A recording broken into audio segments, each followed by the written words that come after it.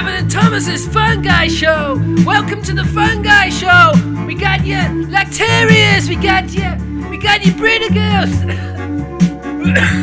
We got Gax. We got more fungi than you can handle. It's Alan and Thomas's Fungi Show. Okay. So this is going to be the first podcast we're going to attempt to do about mushrooms. So I guess you brought along this guide, haven't you? Yeah, I bought the Collins Fungi Guide by... Because we're fun guys, yeah? Fun Guys. Stefan... Could that be the name of the podcast? Fun Guys. Yeah, Fun Guys. Why not? That works, doesn't it? Yeah. It's a good name. Do you want to say who you are? People don't know who you are. I'm Adam Crosland. I'm Tom. Hi. Haynes. And we're talking about wildlife-y, mushroomy things. So what's the last mushroom you saw? What's the last mushroom? Yeah. Not that mushroom, a different mushroom. Right, okay.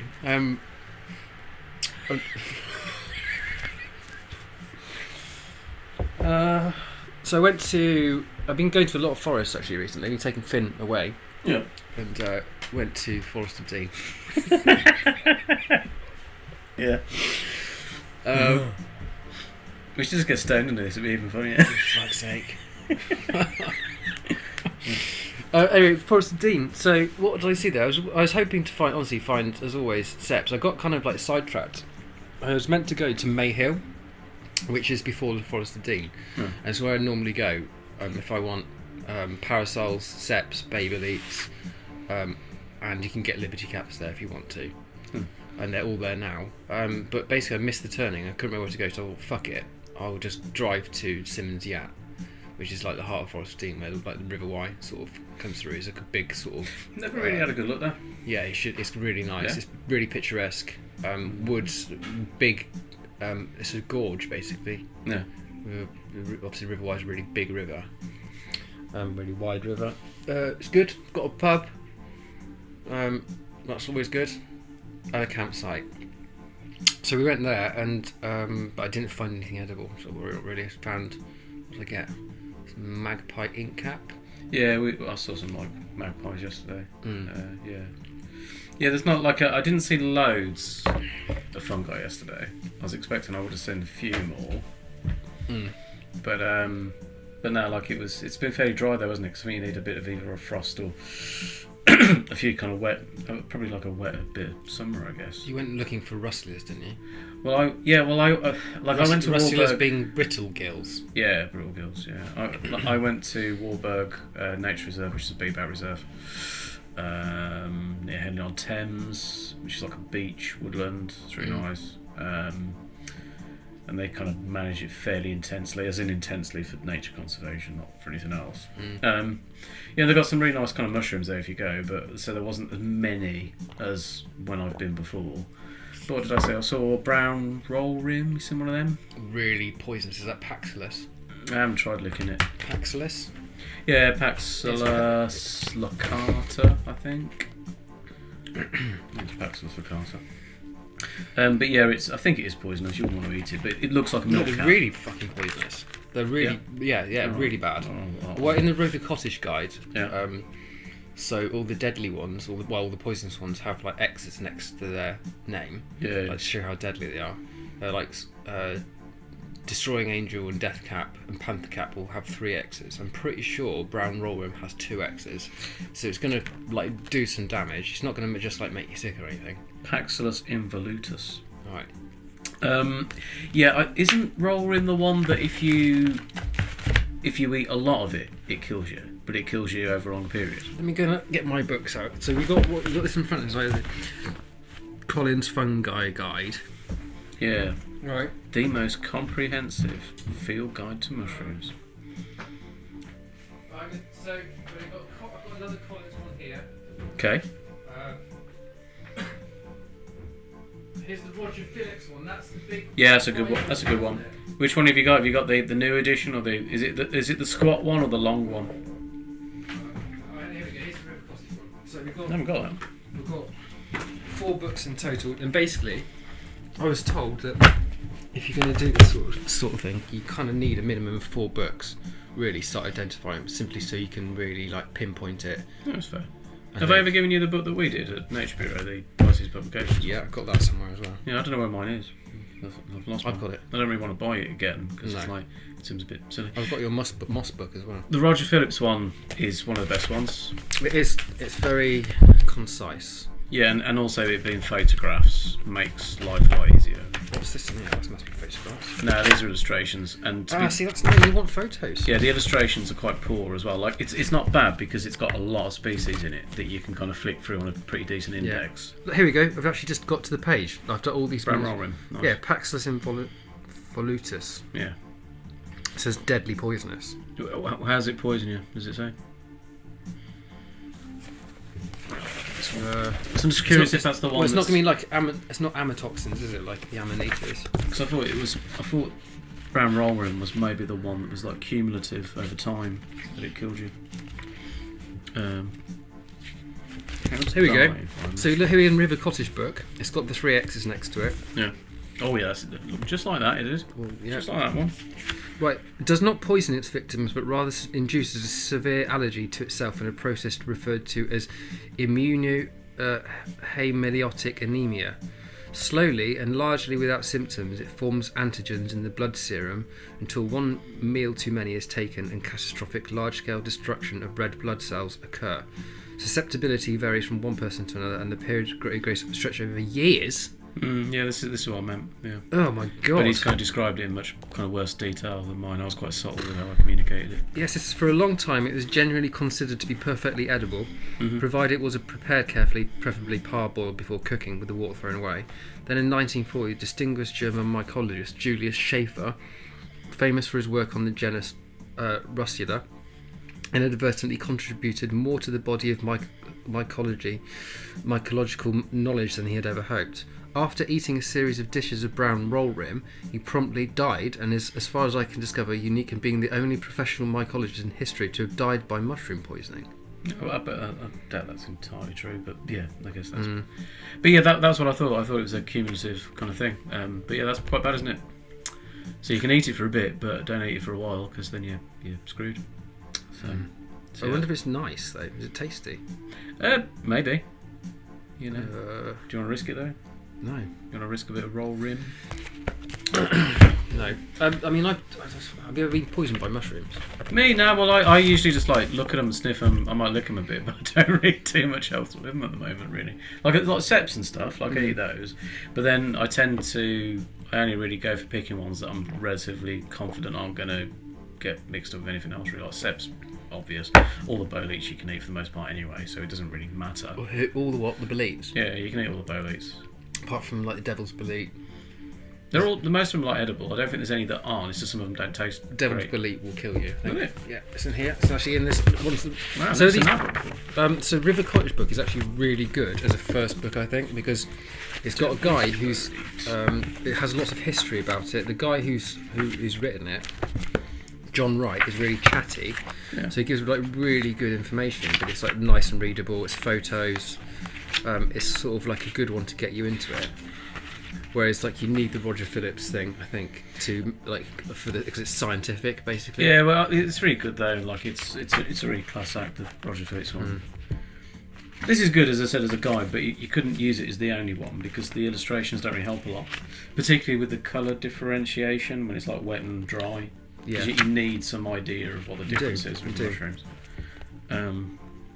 Bolete. Just make it sound Where's it gone? So there's things interesting. I've just turned the page onto a common ink cap, which actually the ink caps are like coming out now, aren't they? Or like all everywhere. Like we talked about the magpie ink cap. You probably saw some. You can eat common, can't you? But it's a bit weird. I don't know. You can eat shaggy ink cap. I thought you could eat common.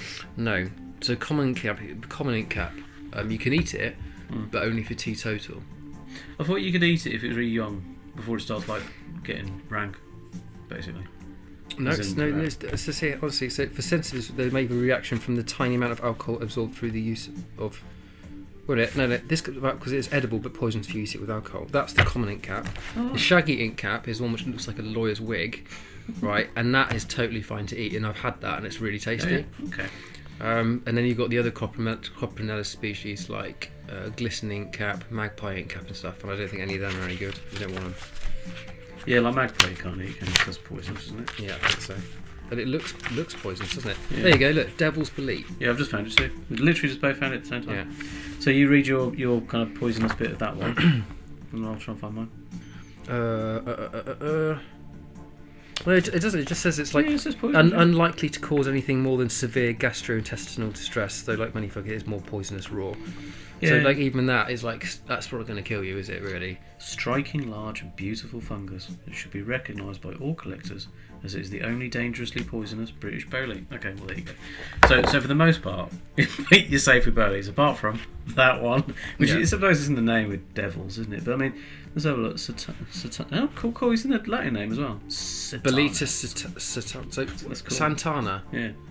Satan's bolete. Wow, it's amazing. Have you seen one? How cool's that? Yeah, look at that. That's a photo.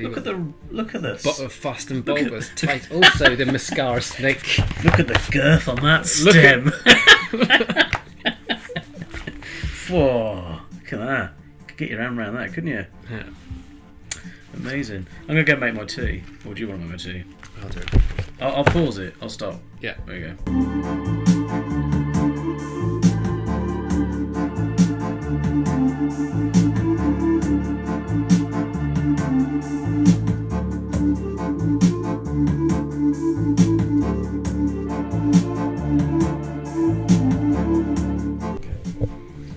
We just had if there's a sort of a discrepancy within that, so like between the conversations, because we had a tea break.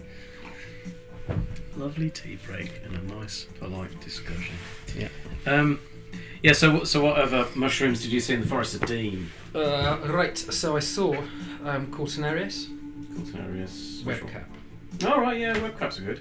but I don't know which one because there's about a gazillion of them. Maybe we should start with some of the things that you've learnt about the groupings of fungi and how you separate out at least into groups for people that don't know how to do this type of thing.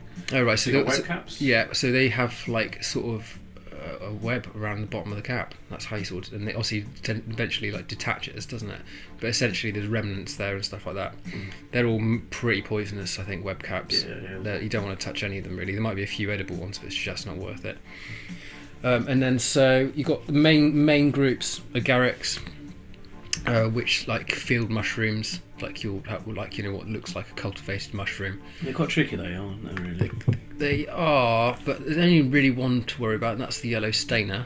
I just mean more like yeah, but they're cool just because you can like press them and they go bright yellow and they stink like TCP. No, do they? They do. Have you sniffed one? Yeah. Really? Yeah, never sniffed it for TCP. They stink. They really do stink. Like honestly, you won't like you cook them, and obviously it must be overwhelming. You must be like some sort of idiot to actually want to eat them. Like after that smell. The fact it stains yellow makes you a little bit freaked out.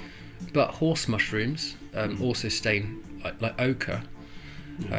So a horse mushroom is basically just like a portobello mushroom, isn't it really? Just big field mushrooms, quite common. I find them a lot around here actually, because there's lots of like grazing around here, isn't there? So like yes, these are all like meadow species. Yeah, exactly.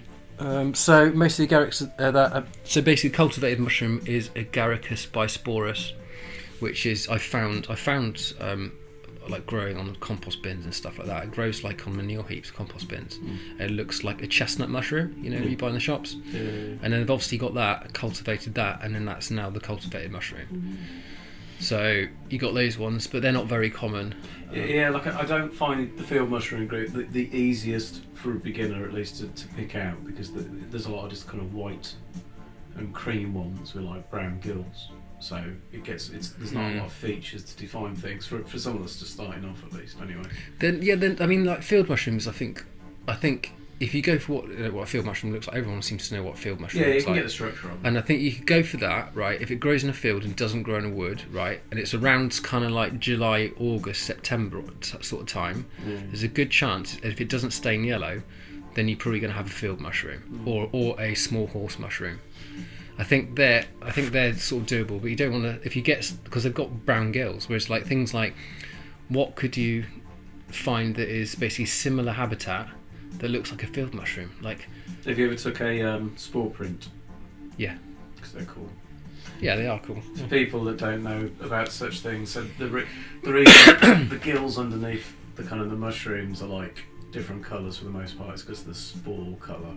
So you might have, I don't know, a mushroom like white gills, and then the spores might be like a dark, kind of sooty black. So they then stain or like powder all the gills into a different colour, and you can work them out by just basically putting a bit like paper beneath the mushroom if you take it away from a bit, and just like the spores will drop out the gills. So yeah, just talking to someone that doesn't exist. Well, maybe we have millions and millions of listeners. Yeah. Who do you think? What do you think the name of the first listener is, or one of the first listeners? What do you think they're called? Martin. Martin. Yeah. Okay. Hey, Martin. Now you know about gills. Whatever.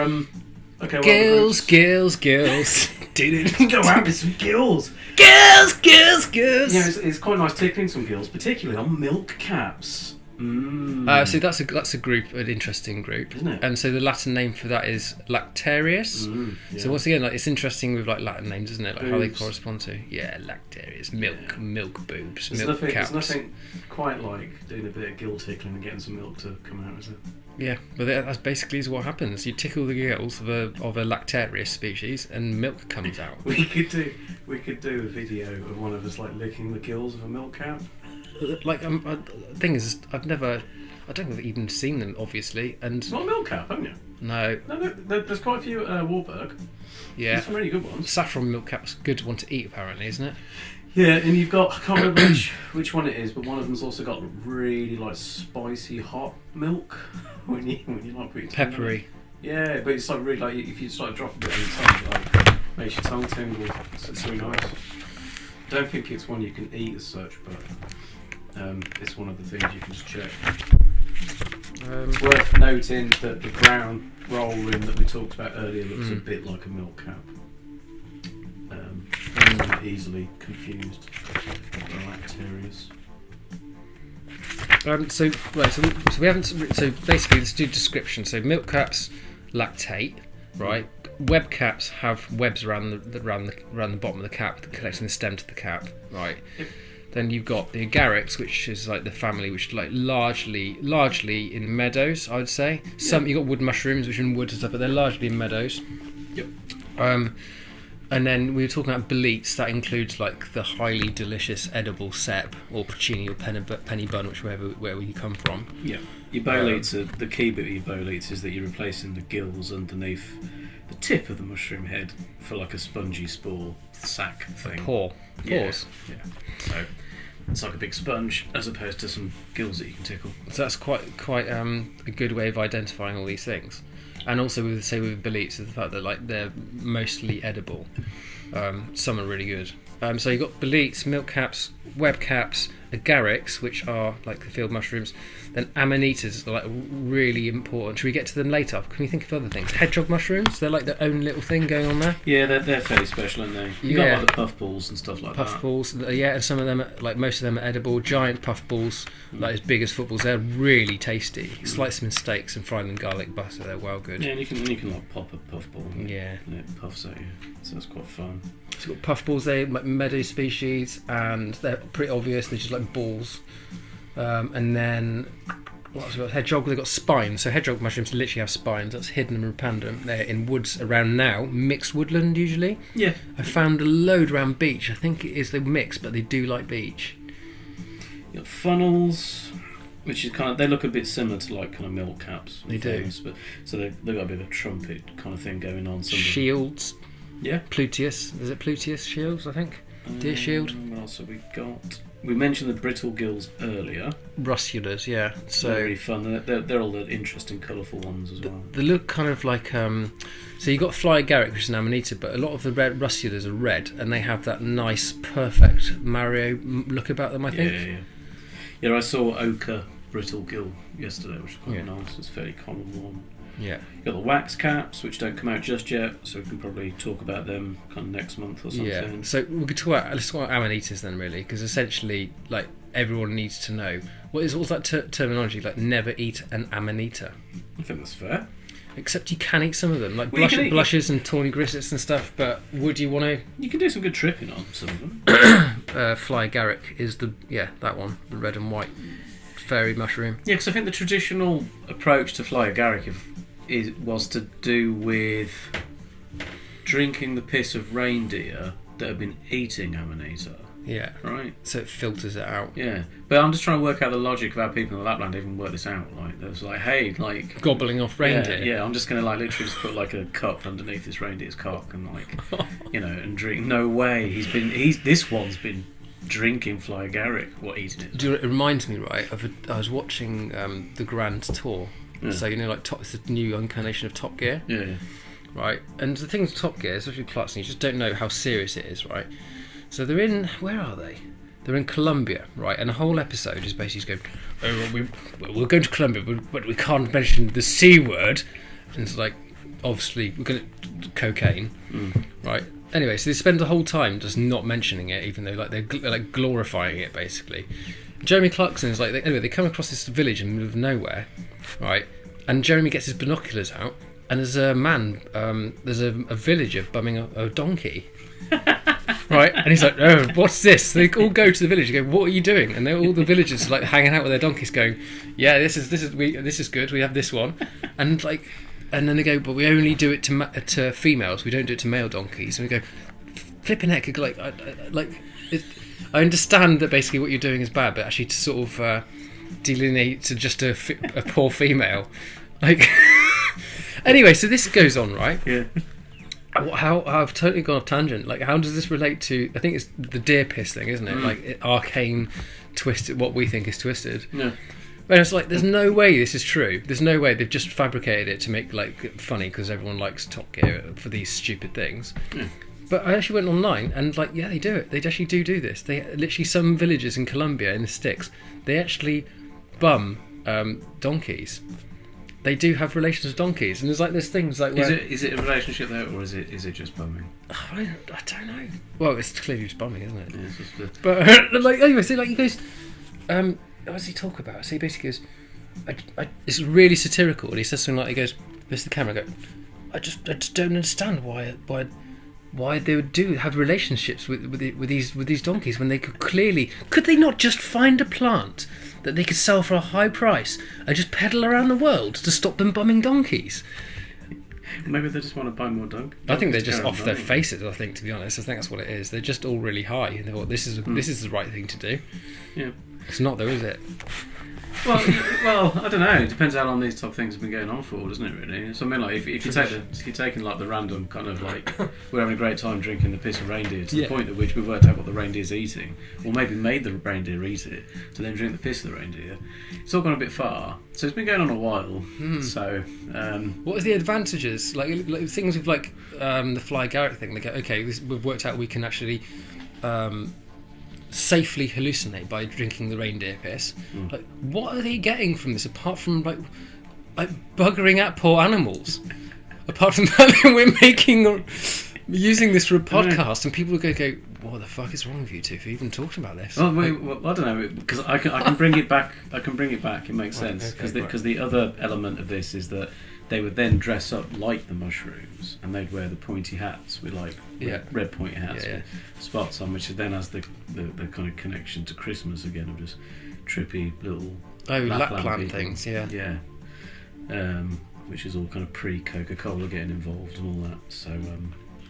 So yeah, it's an interesting, weird mushroom time. But again, at the end of the day though, we're talking about how people used to kind of access higher planes to kind of, travel through death and come back, and shamanism, and it's all quite a strong part of all sorts of kind of human cultures anyway, isn't it? Talking about bumming donkeys, where that comes in, but so actually on the subject, like, so fly agarics, they're like brightly coloured. They're red with white spots. They're your typical fairy ring thing, right? You don't really want to eat them, even to hallucinate. If you want to hallucinate, probably take Liberty Caps. I think they're better and safer. You don't have to worry about filtering it through a reindeer or anything like that. There's no reindeer around. Exactly, so it's not doable. Unless you've got one, and then get yourself some fly agaric and see what happens. No, but I've got a donkey, Thomas. Yeah. Right, so... You do any. You wouldn't like. What are probably the more dangerous ones to trip on then? No, that's it. There's only two: fly agaric and liberty cap. No, surely you can trip on more than just those two. No, it's those two. I suppose that the tripping in the process of some of the others will kill you. I guess is the problem. I think so. I think it is just those two, as far as I know. Oh no, there's like wavy caps. Oh yeah. Yeah, which are supposed to be quite good, like on a par with liberty caps, but they're quite rare. And obviously there are some which actually grow in other countries stuff, but I think in this country there are 3. Anyway, on the subject of like brightly coloured mushrooms, all right. So what brightly coloured mushrooms do you know that we can eat? Which you just look at it and you go, you can't eat that. You can't eat that. No, the but most you can. brightly coloured kind of edible one, chanterelle, isn't it? Really? It's bright yellow. Yeah, we haven't spoken about chanterelles either. So you got your. It's quite a kind of little special grouping in itself, along with Horn of Plenty. Horn of Plenty. That's Trumpet of Death. Is that the same one?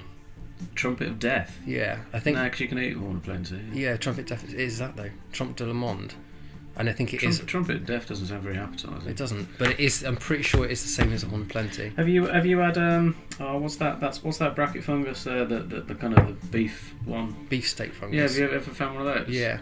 Because that looks. I'd quite like to have a chew on one of those. Yeah, it does look meaty. Yeah, and I found one in Raven's Roost last year. Cool. I didn't eat it. I didn't even pick it. I just took a photo. Yeah, I don't think they were similar. But they're interesting as bracket funguses. But the reason why I was asking that question because I've got my finger on. Alan and Thomas's Fungi Show. Welcome to the Fungi Show. We got you Lactarius. We got you Brita girls. And they're edible. And they're edible. We got gags. We got more fungi than you can handle. Adam and Thomas's Fungi Show. In the Sibe, like most fibre caps are like really poisonous. Yeah. But I wouldn't be overly keen to eat manifestos either. I've eaten them before.